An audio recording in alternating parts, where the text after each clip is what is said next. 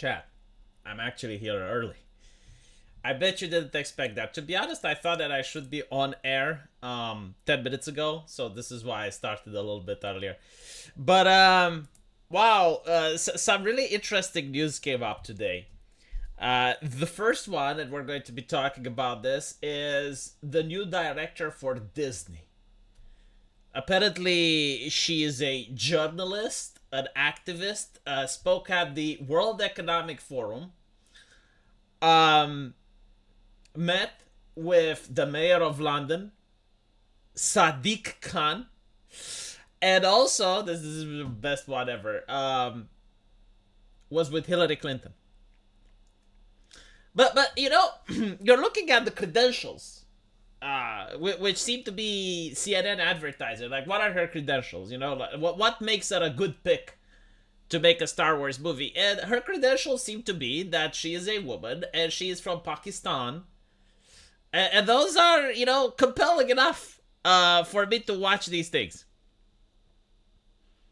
Hello, wife. No, I don't think she's woke. I think like you would struggle to find a person more woke than her, and I will tell you why.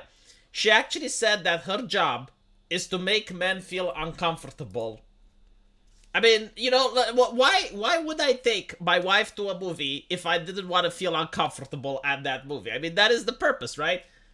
Us men, we go, we work hard, we toil in the factory, and then the government takes some of our money, and then what's left, we use it in order to buy entertainment that makes us feel uncomfortable.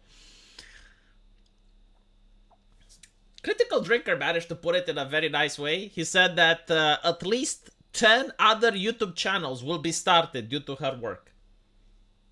She is creating jobs. I'm not going to lie. Like, if you're going to have that mindset and you're going to make another Star Wars movie, there's going to be YouTubers who are going to take advantage of it. Like, if you're charismatic enough, if you know how to make some good jokes, if you're good with video editing, get ready, because a new Star Wars movie is coming. And you may know what to say in order to appeal to the wider audience. Isn't it sad, though? Isn't it sad that you have a system where more people are going to watch if you shit on Disney than Disney manages to get people to watch its movies? To be fair, you know, shitting on, like watching people shit on Disney is free. Going to see a Disney movie, how much is it? $70? Then said something correct on his sip, but I can't post it in the super chat. Well, I don't know. Post it in DMs. Post it on Discord. Like I want to engage with it, but you need. I haven't watched his last sip, so I don't know. The cottage cope industry has never been healthier. Oh, God. In Australia, we work. The government takes some of the money and then forces you to put another portion of the money into some third party's hands as investment you are not allowed to touch. Yeah, I mean, we get that in Romania as well, right? So you have to pay taxes to the government, and then it also forces you to buy insurance. I get it, you know, like sometimes, insurance is good. But the fact that the government forces you to buy it, that's also kind of, whatever. Yeah, neither here nor there. This is not the topic for this conversation. But yeah, tell me about your movie. So my skin color is white. I come from Romania. I am a second generation immigrant. It's like, yeah, but tell me about your movie. No, listen, okay? I want to make men feel uncomfortable. Like, when they watch my movie, I want them to sit down and feel uncomfortable. But have you wrote any other good movies before?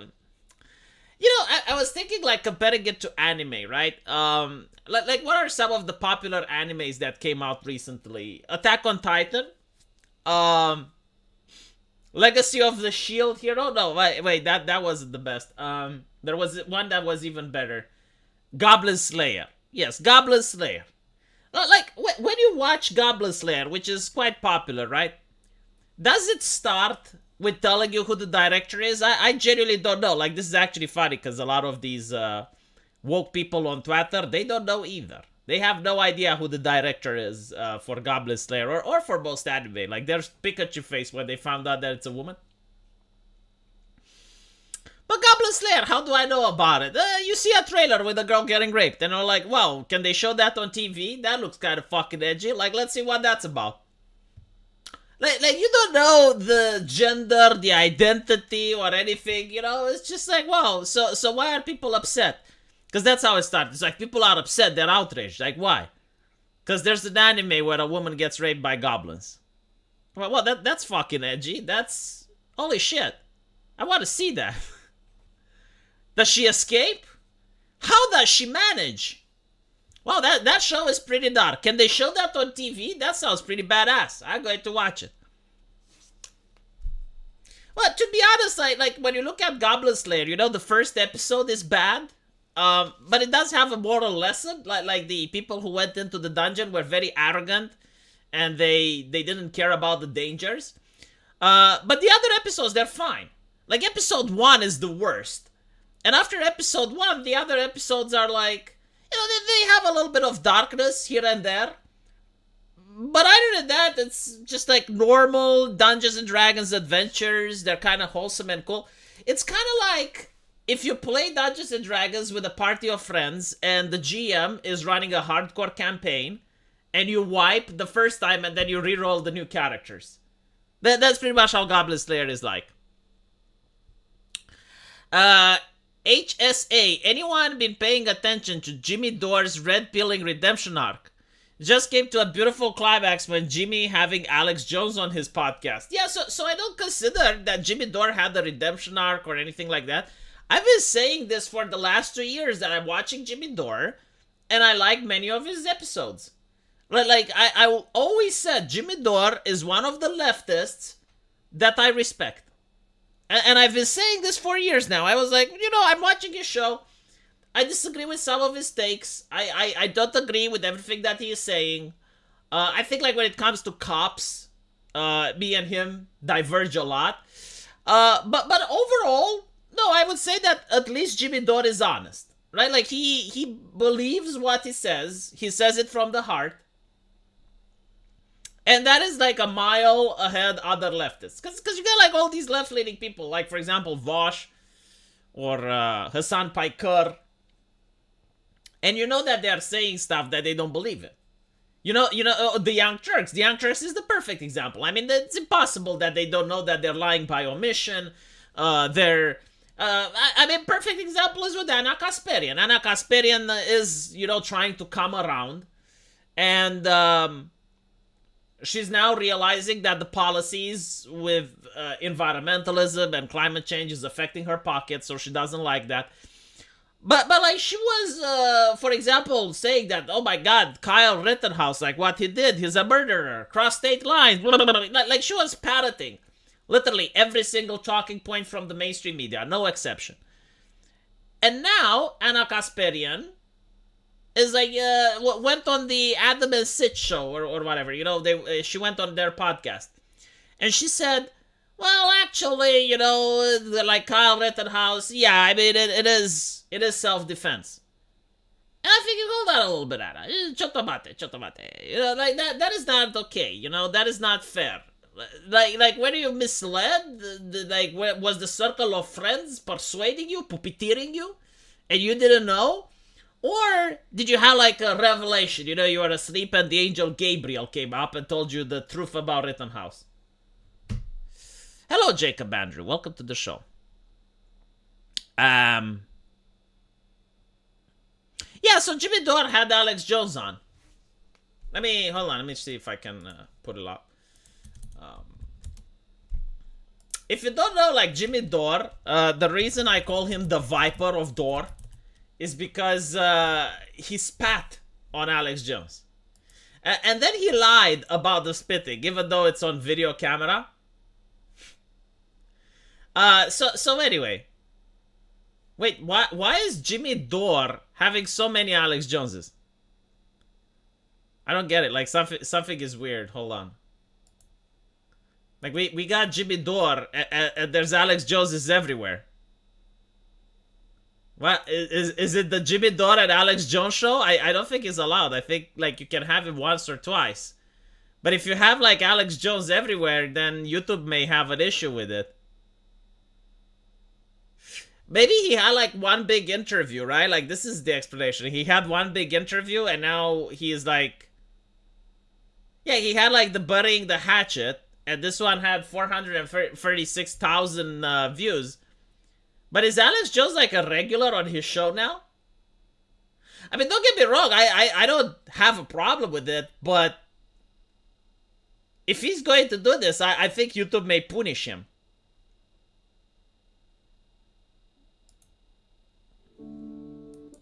Hold on.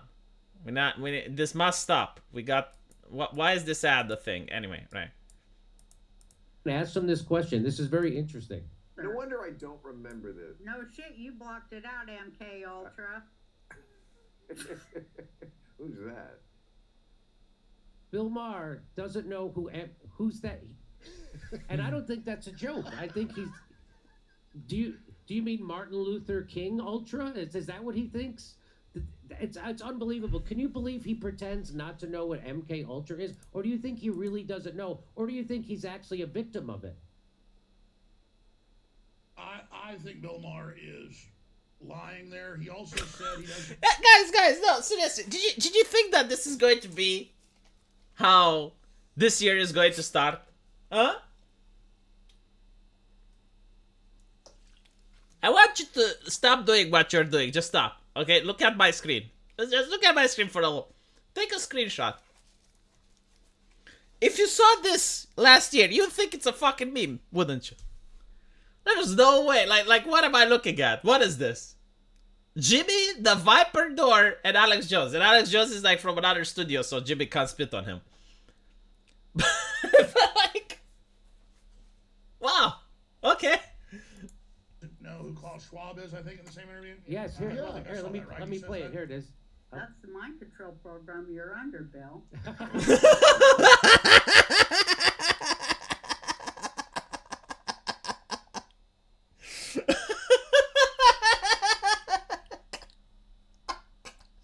I didn't see this. I didn't see this segment like I'm watching it live. This is my live reaction. Holy shit. Yeah. So who's Klaus Schwab?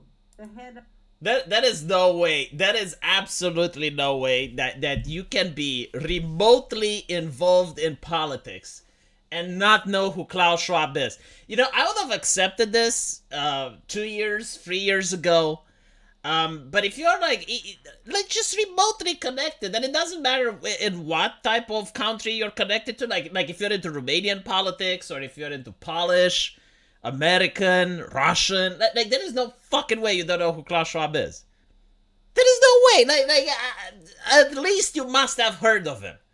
You know, you must have read at least one newspaper with his name. You must have heard people talking about him on the comment section. That I reject to believe that someone can unironically ask in 2024 who Klaus Schwab is.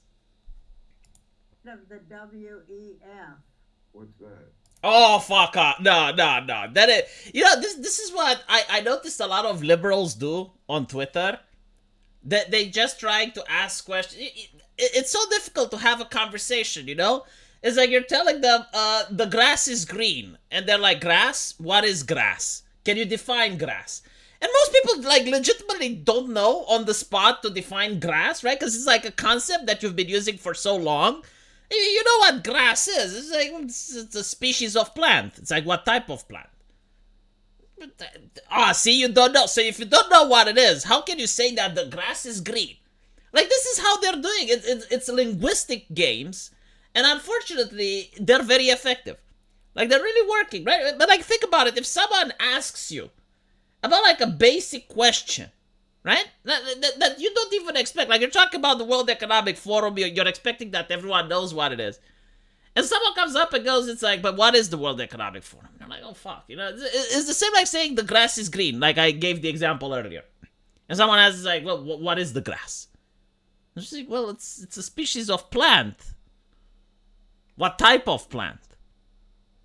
Yeah, like what is the Latin name of it? Can you define it? So is it like a rose? Is it like a rose petal? No. It's but that's not grass. That's shrubbery, isn't it? You know, like they're being so pedantic, and it's a way of having a conversation that actually works. It's called a debate, and you're losing unless you play their game and you know every single definition. This is why I like Jordan Peterson. Like Jordan Peterson actually knew how to talk with them. Like he would just like he'd be like, what is grass? And he would actually give like the exact definition of the blade of grass. And they would be like, oh fuck, you know. But the thing is, like, you don't have to be intellectual to do this. Like, this is why it's annoying, because obviously in a debate you're going to use various rhetoric and different tactics in order to win the audience on your side. But it's so easy what they're doing. Just like ask random questions and pretend that you don't know about things. Like, it's okay to ask a question when it's something you legitimately don't know. Right? So, like if someone were to talk about, I don't know, medicine, right? And they recommend a specific drug. And you're like, well, what is that drug? What does it do? Like, that's okay, you know? Like, it's understandable. But, like, if you go to a doctor and your doctor goes, it's like, okay, so I'm going to need you to take some pills. And you're like, what are pills? Like, give it the definition of pills. It's like, what? You mean like the specific treatment? No, like pills in general. Like, pills in general. What are pills? It's like, well, it's a product made by a pharmaceutical company. Well, no, because, like, pharmaceutical companies make liquids as well. What are pills? You know, it's kind of like that. But anyway, right, so let's see what she says. This is mind-blowing to me. He doesn't know who the people are. He doesn't know what MK... Yuval Hararian. It's So the this- Igor of Klaus Schwab. So not long ago... It's not only that, it's like, it is almost impossible, I think, that in your country you don't have, like, especially in Europe, it is impossible that you don't have at least a couple of politicians or important business people that haven't gone to the World Economic Forum. I mean, you had Donald Trump going to the World Economic Forum. Like it's impossible that you don't know what it is. Right? Like, you have people that are having websites where they associate with it. Like, it's not a secret cabal. That's the problem, in my opinion. It's out in the open. They're proud of it. Like, you never heard about Davos. You never opened a newspaper and saw, oh, the security at Davos is blah, blah, blah. And you get to see, like, snipers and people with machine guns and shit. And you're like, what the fuck are they doing? Are they preparing for an invasion? No, it's just that important people are gathering to talk about the environment. Bill had on someone named Bella Thorne on his podcast, and she was offended because he mocked her pronouns. So who the fuck is Bella Thorne? She's a 26-year-old actress who, unlike Klaus Schwab, the WEF, MK Ultra, that's someone who Bill actually has heard of. So he's heard of some no-name actress. Oh my god, that is such a great point from Jimmy. Yeah, that is an excellent point. I love it. Yeah. No, like it makes complete sense. Like you will go to one of these liberals and they hear about the most fringe shit imaginable.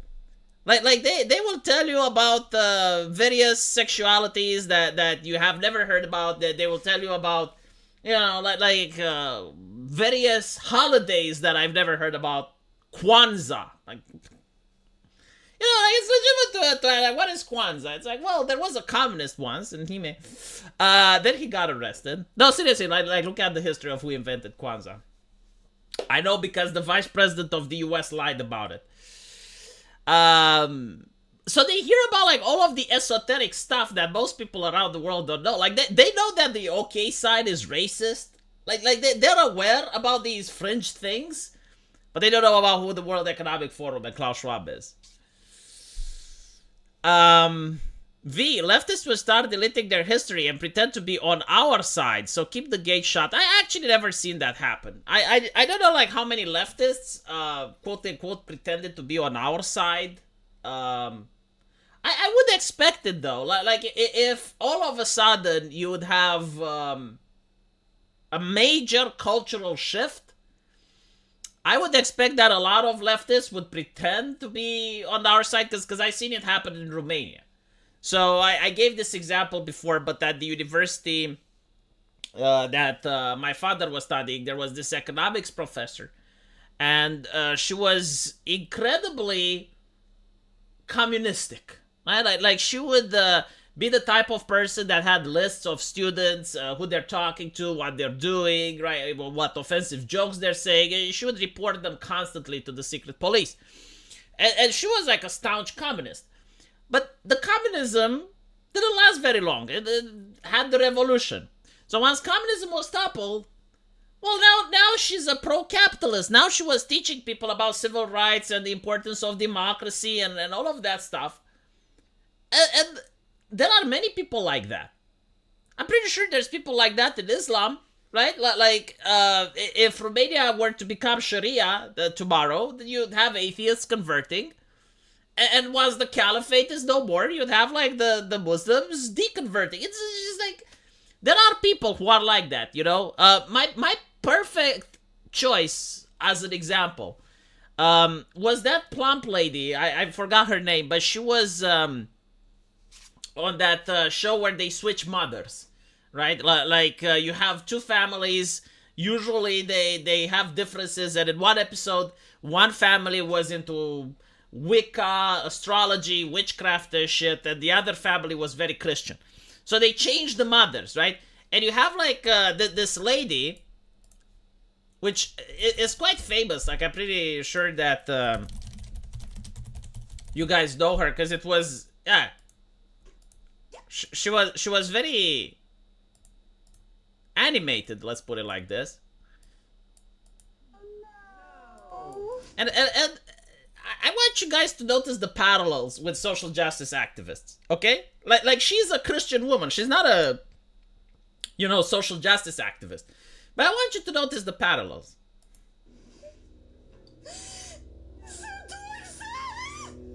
What? Dork salad?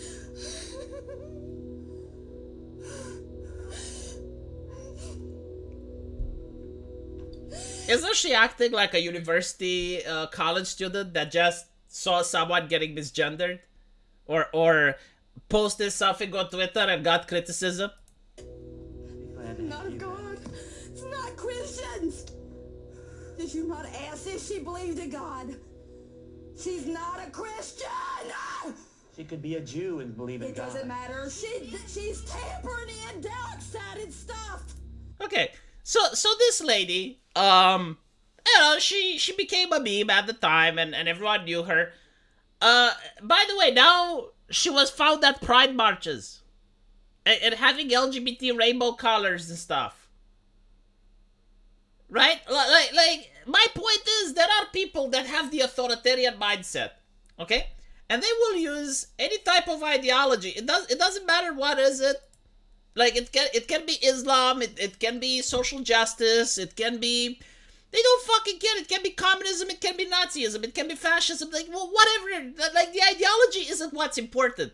What's important is how you can use the ideology to dominate and control other people, right? To cast moral judgment on other people. This is what they want to do. So yeah, like, there are many people that will swing from the left to the right. I do believe that, but I haven't seen it happening yet. Harbusius moncots of the family Pocaceae. Oh, I'm glad. Okay, now you can talk about grass and you can tell me that it's green. V, we all saw Klaus Schwab in Star Wars. Very accurate representation. Hello, American Outlier. Welcome to the show. V, I got tired to see Dev tolerated on the Archcast. I'm thinking that I'm going to stop the membership and I'm going to move over here. Look, man, I do appreciate the sponsorship. I'm not going to lie, but Arch and Dev are my friends. Like, I do have disagreements with them. I don't, you know, like, I don't see eye to eye. And yeah, like, I usually do make fun of Dev. But I mean, I'm still friends with them, okay? So don't get disillusioned by that. Like don't think that I'm, just because I'm contradicting with him on the Archcast, does it mean that behind the scenes I'm having fights? And no, it's like, it's business. It's not personal, it's business. Like, yeah, sure, on cameras I will talk to him about the election and why I disagree with his takes. But behind the scenes we're playing Dungeons and Dragons and stuff.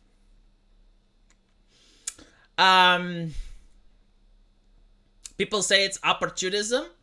I mean, kinda, sorta, yes, smoke weed every day. No, it's more like there are many ways that you can have power over other people. Okay, like the way that is considered to be acceptable is to climb the ranks and become a boss, right? So, like, for instance, if you're an amazing artist, like if you know how to draw better than everyone, then you can have other artists that look up to you and they want to learn how to draw. And by copying, your style, they're trying to learn, and you can judge them. You can tell them, it's like, no, you're not doing this correctly. You need to draw differently, right? But that is like legitimate authority over a person. Why? Because the person wants to learn, and in order to learn, they agree, they consent that they will listen to your advice on that subject, right? But this is hard. Like in order to get into that position, you have to be good. Meanwhile, using an ideology, whether it's religion, whether it's communism, whether it's Islam or whatever, it's very easy to judge other people, right? Like the ideology tells you, oh, if the other person is sinful, then God will punish them. So now you become like an advocate of God. Now you're like empowered by Jesus fucking Christ himself, and you go around and you judge other people and you cast moral judgment and shit. It's disgusting, in my opinion. I really dislike this type of behavior. And this is what you notice with a lot of social justice activists do as well. That was always great. Well, like, okay, American outlier. This is a question for you. Do you think that Dev has a chirping sound in his bedroom?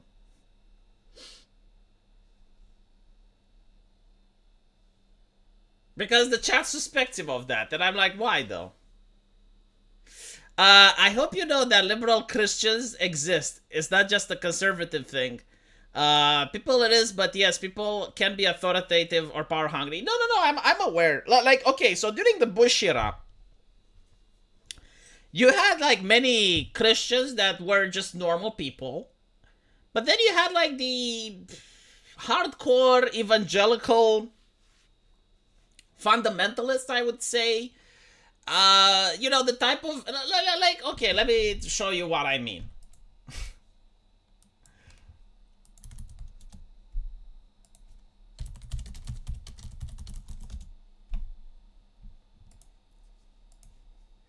I think I showed this before, but it's a very old documentary. It's 16 years old, right?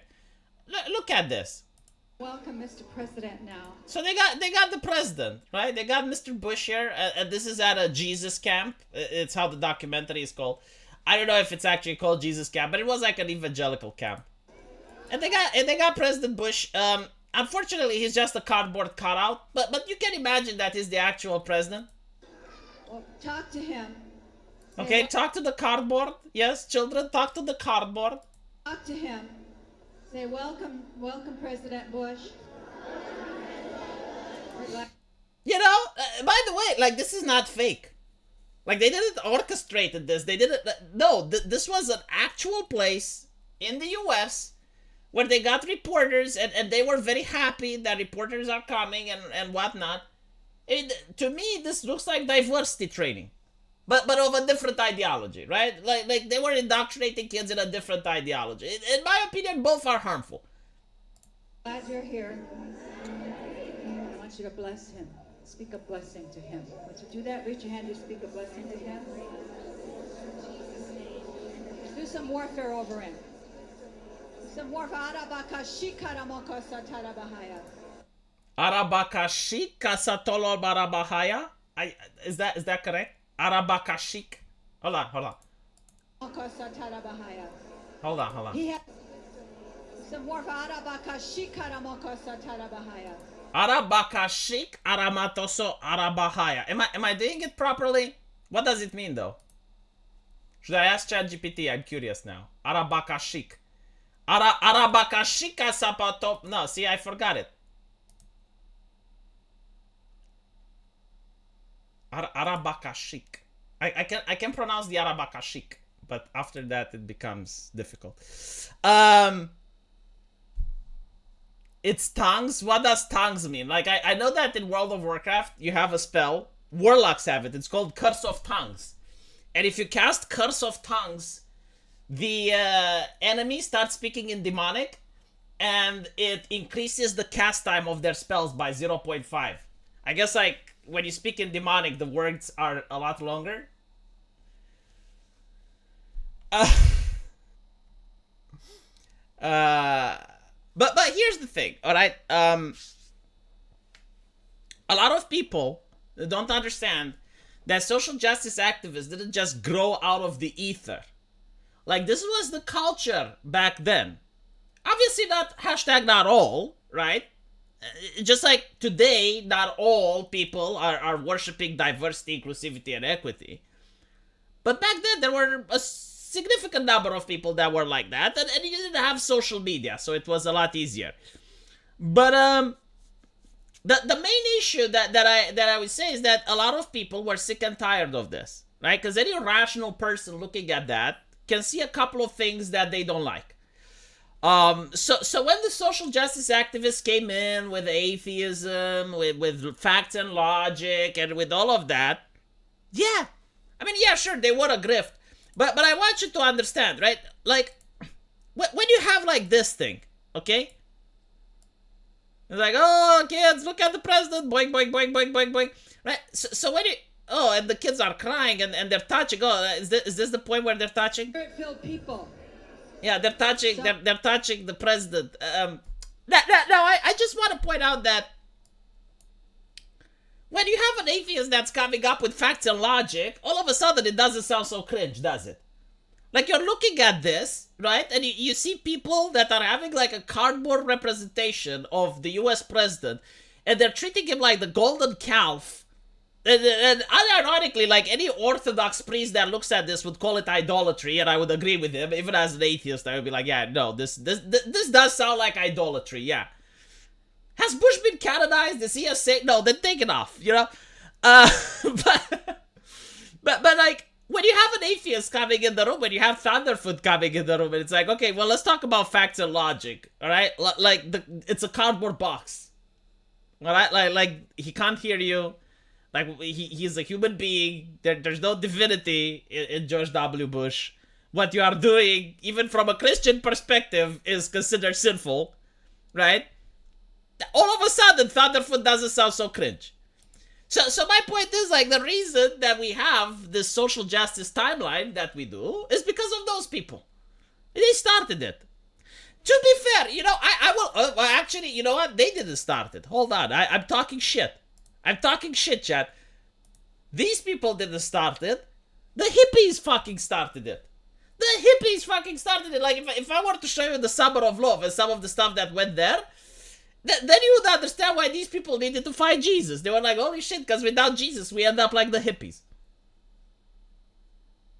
To be fair, you know what? I again, no, I'm talking mad shit. I'm talking about shit. The hippies didn't start it. Do you know who started it?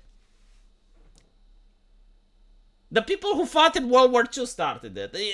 Because the hippies were an answer to the World War...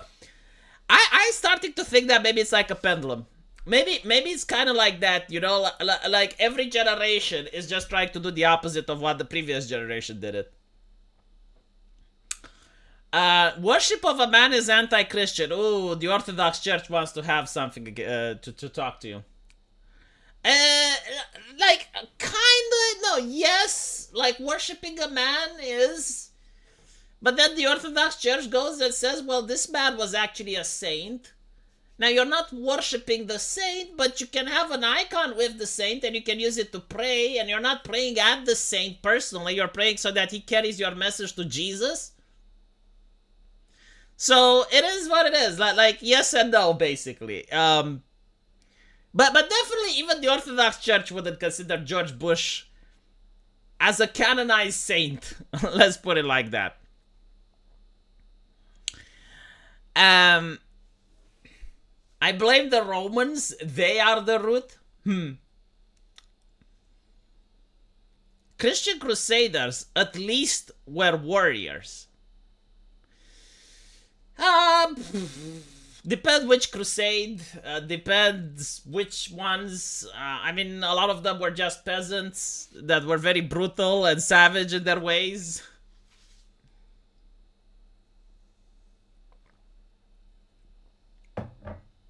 But yeah.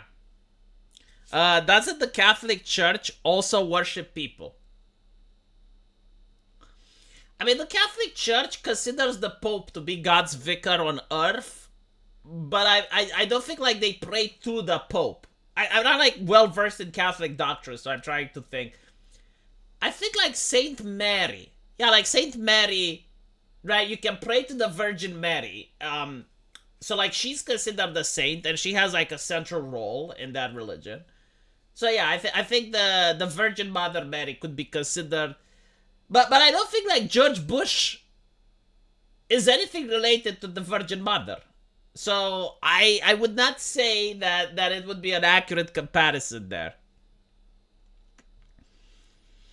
Yeah, Catholics, they worship the Trinity, that is correct. But no, like I'm thinking about like human, like actual people, right? So in Orthodox Christianity, we have saints. So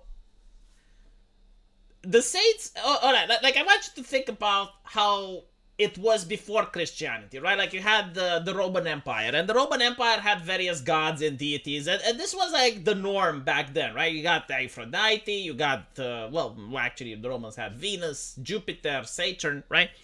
So you have like different gods. And now you're coming with the religion that's like, no, it's just one God, right? Like a lot of people get confused, especially because society is organized by the concept of different gods. Like you have a city over here, and this city belongs to Athena. And, you know, they still believe in Zeus, they believe in Poseidon, and they believe in everything, but they worship like Athena. And then within that city, you may have like a noble house, and that noble house has their own patron god. You know, like that noble house maybe prays to some nymph or to Hermes or whatever, right? So you're now telling these people, well, actually, no, it's Christianity and it's God. Okay. Well, what they did is like they use saints. So you have God, but like there's different saints, and all of these saints, you don't pray directly to God. Like the concept of praying to God is very new. I think like the evangelicals came up with this concept, but like even for Orthodox and Catholic, especially for Orthodox Christianity, is new. 1 second. Like the concept of praying directly to God is considered audacious, like arrogant. It's like, who are you to pray directly to God? No, you pray basically to a saint, and the saint is the intermediary, right? Like the saint will carry your prayer to Jesus, and Jesus will carry it to the Father. Like that's theoretically how it used to work. So now you have like all these cities, and it's like, okay, well, this is a city, but you know, it's protected by Saint Paraskiva, and within that city you have like another household that is protected by another saint. Yeah, Poland does it. A lot of places do it like this. Like this is how they managed to do the smooth transition from a polytheistic religion to Christianity. So like theoretically, you're not praying to the saint as a man, but you are basically asking him, right? Like the saint is a type of person that managed to bridge the gap between divinity and humanity. Like they're a little bit closer, you know, due to their actions in life and due to what they done. They managed to reach the divine a little bit closer than you. So basically you're asking them to ask, right? We didn't start the fire. No, we didn't. Saints actually have to have associated miracles. Yeah, but like, I think Stephen the Great is a Romanian leader, and he is considered a saint, but I don't think he did miracles. I don't think it's necessary. But yeah, like generally saints do have miracles that they can create. I don't know if the Catholics believe in that. But in the Orthodox faith, like you're going to hear about, okay, so this was Saint such and such. And, you know, he may have done a couple of miracles, like healed some sick people. Or usually it's like they blessed the water and the water didn't spoil. Stuff like that. But usually I think like this is required for all of the saints, is that their bodies don't rot, right? So once the saint is buried, when they unbury him, like you know, it's still like a human cadaver. It's a corpse, but it doesn't smell. Like it's got like a different, I don't know, behavior, I suppose. Now you have to trust the church because you don't actually get to see the cadaver. You don't actually get to see the bones and whatnot, right? It's like usually they're covered up, or like for example, the head of John Baptiste. I mean, the head of John Baptiste is placed in what appears to be a silver tray. You know, like, hold on, let me show you what I mean. You gotta have a lot of faith in this. Like there is not much skepticism that's allowed. So hold on, let me see if I can find an example.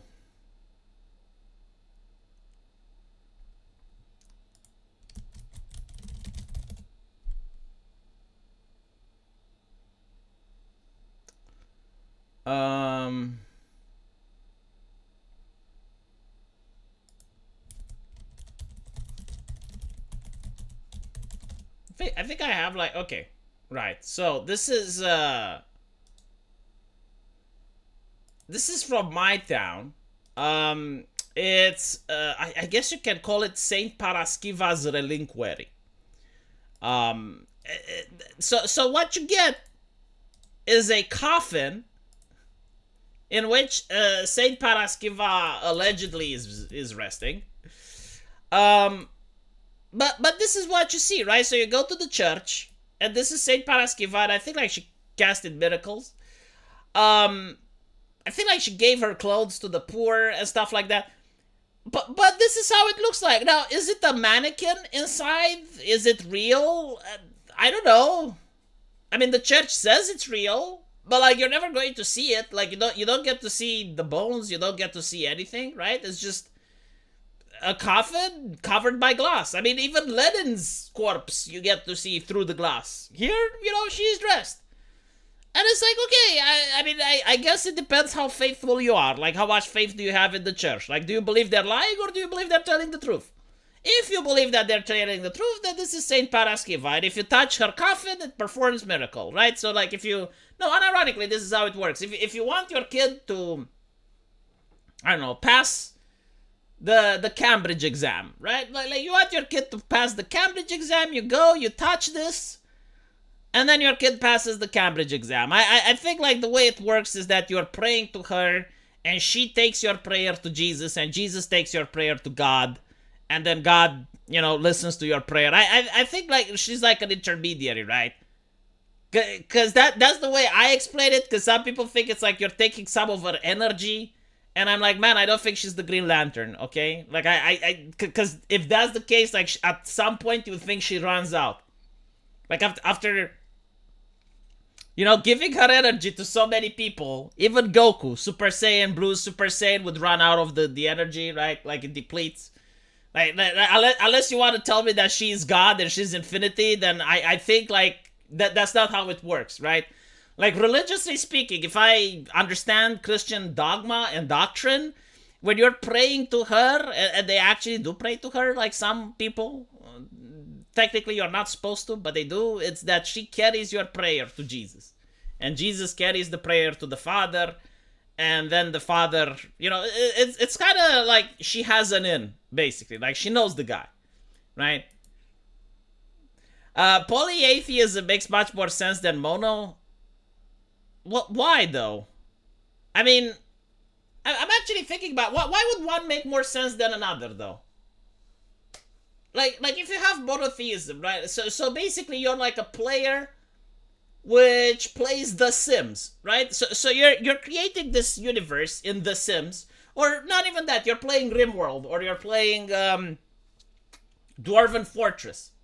So you're one guy, and you're playing this video game, and if it was actually real, right, like you would be the god, and you're just one god, and everyone is there. Alternatively, you can have a multiplayer game. Like, you're playing SimCity, and there's like 4 or 5 of you.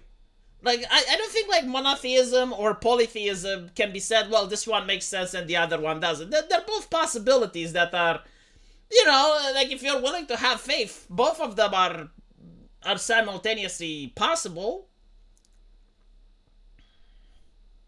She's not a female priest, she's a saint. One miracle for benefiction and to be recognized as blessed, 2 miracles to be canonized and acknowledged as a saint.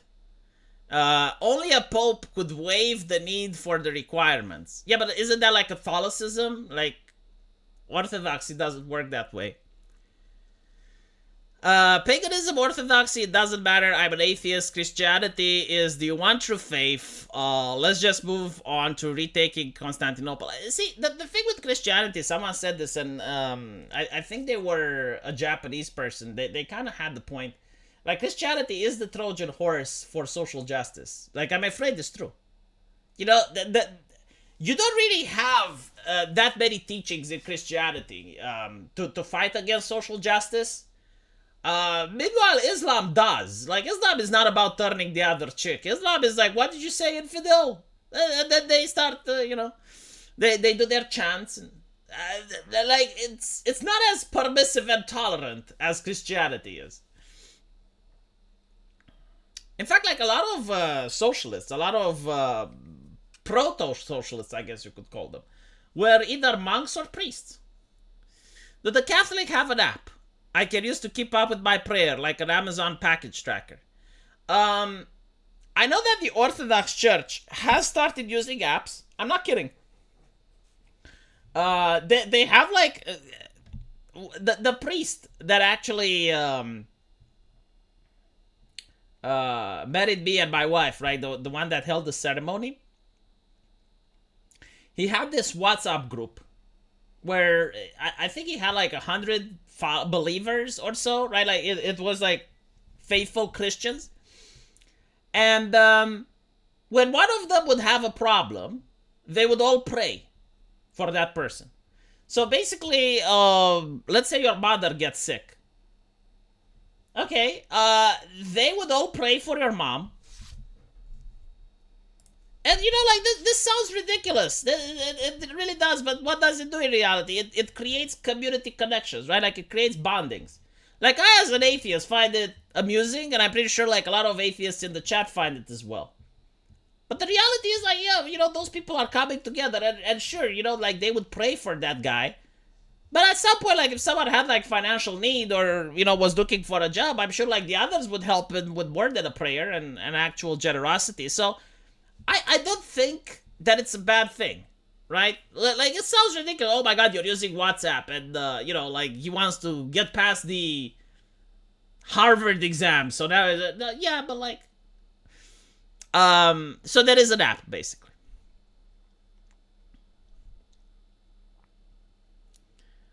I think there is an app. It sometimes sponsors Freedom Tunes. There are like many ways that the church used to get super chats, which are donations. So, yeah. But you have to think about it this way, like being a priest, and this is what I tell to Romania. I don't know why this stream became about religion, but fine. Being a priest is a profession like many others. Not everyone can do it. It is difficult. You need to have charisma. You need to have a singing voice if you're an Orthodox priest. But you need to have like some knowledge in psychology, and you need to know how to talk with people. Like even if you're an atheist and you don't believe in God, it is still a difficult job, right? Like you need to have a high level of performance, and I wouldn't say acting skills, but you need to captivate the audience, right? In order to keep people coming to church and keep people praying and donating and whatever. And the way that the priest makes money, right? Like the church sometimes produces wealth, unlike the government. Like medieval churches, they used to produce manuscripts, and they used to produce honey and wine, and they would actually have like sheep, and they would produce. So no, like the church actually did used to produce stuff. But most of the wealth did come from the faithful, through donations, right? So like, I don't blame the church for trying to get money from the faithful.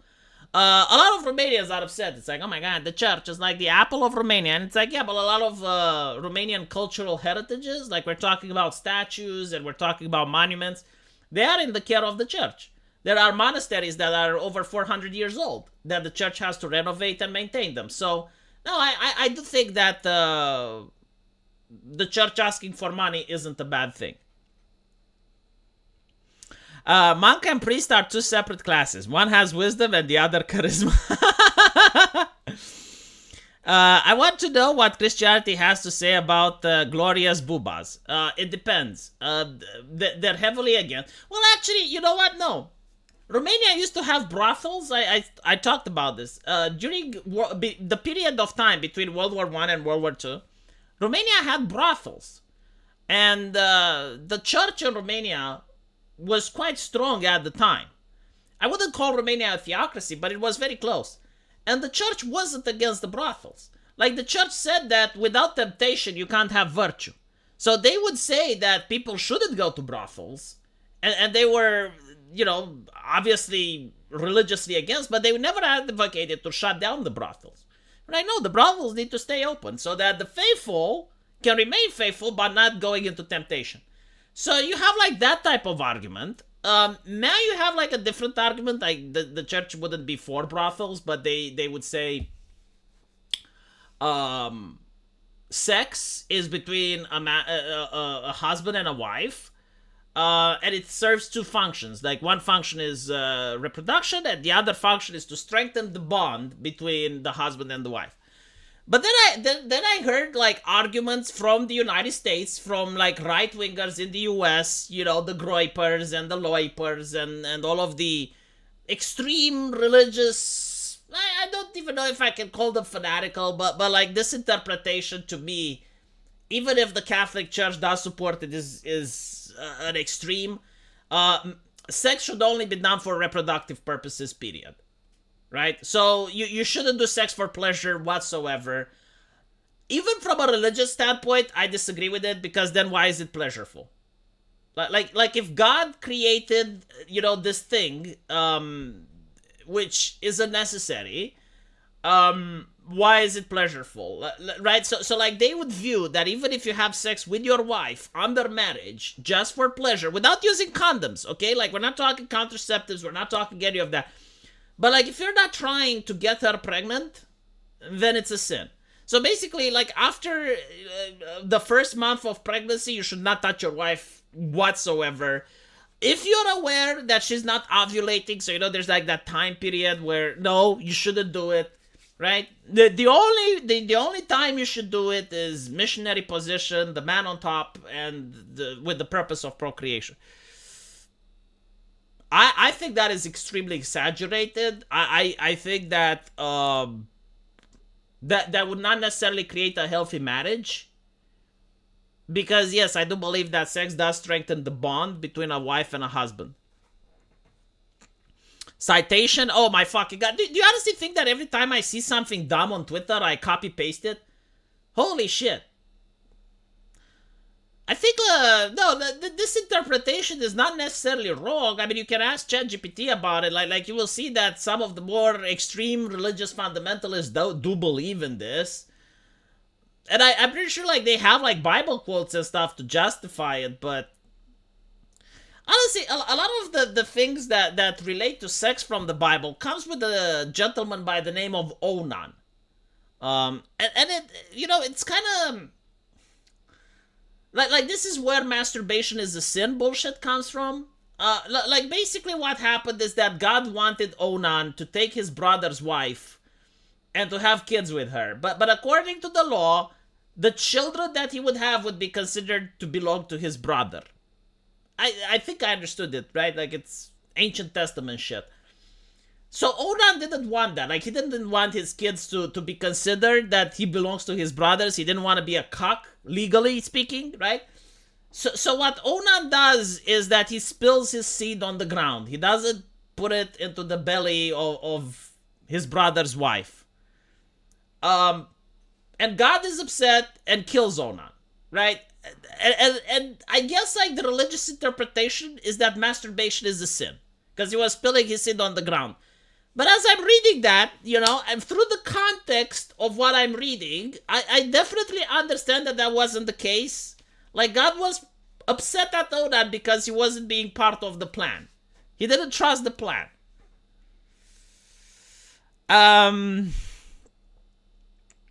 No, he wasn't Anon. He was Onan. Pull-out game is banned. Yes, like Onan was doing the pull-out game. But still, you know, it is one of those things where you're like reading the story and then you see the interpretation and you're like, well, hold on, are you interpreting the same story that I just read? Because I think you may have understood a different message.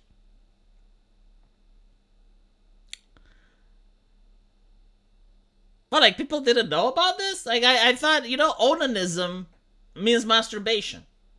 This is at least in Romanian. I don't know. In English, it may mean differently.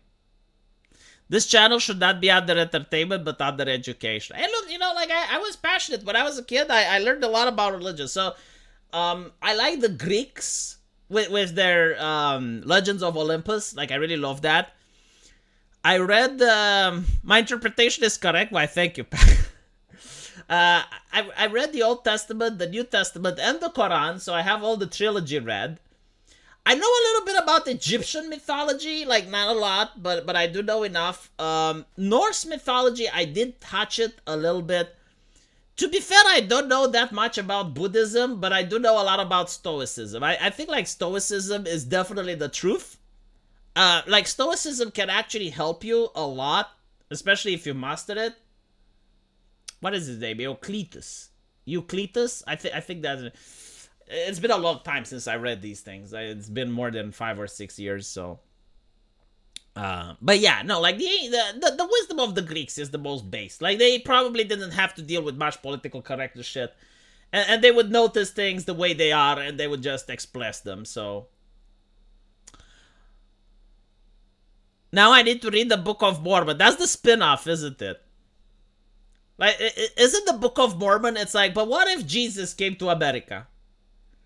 But apparently, like, it wasn't the second coming. It's, I don't know. I don't want to offend people, right? I don't want... I don't want to upset... do I have any Mormons in the chat? I don't know. It's just like... I mean, to be honest, all of them are ridiculous, because I'm an atheist, so I try, you know, like, the wisdom is not necessarily ridiculous, right? Like the morality and some of the wisdom that religion imparts. Like, even Islam has, like, good moral advice and wisdom. But some of the most bizarre takes, like I do think, like, the Book of Mormon is the most interesting one, right? Because you have, like... But what if Jesus came to America? And it's like, what the fuck? Like, what the... It's like... Because the thing, you know, is with the Quran, it's like, but what if Jesus told Muhammad that, well, actually... No, sorry, the angel. I think it's the angel Gabriel, right? Like, what if the angel Gabriel told Muhammad that, well, you know, the first 2 times... They weren't interpreted correctly, but now it's good. You know, that sounds a lot more believable than it's like, okay, so Jesus went to America. Really? He did? Okay. I figured out religion was a lie when I was 5. Yeah, but even if it's a lie, see, this is the thing that many people don't understand. Even if religion is a lie, that doesn't necessarily mean that it doesn't have, like, positive and good things with it. For example, the American Constitution, right? I don't think it's divine. Like it's not written by angels, but the American Constitution is one of the most based legal documents in the world.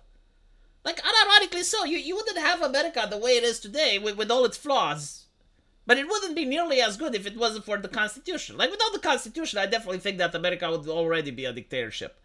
You'd probably have, like, another China instead of America. Anyway, right. People say that I need to work on my outro. How do you work on your outro? You know what I think?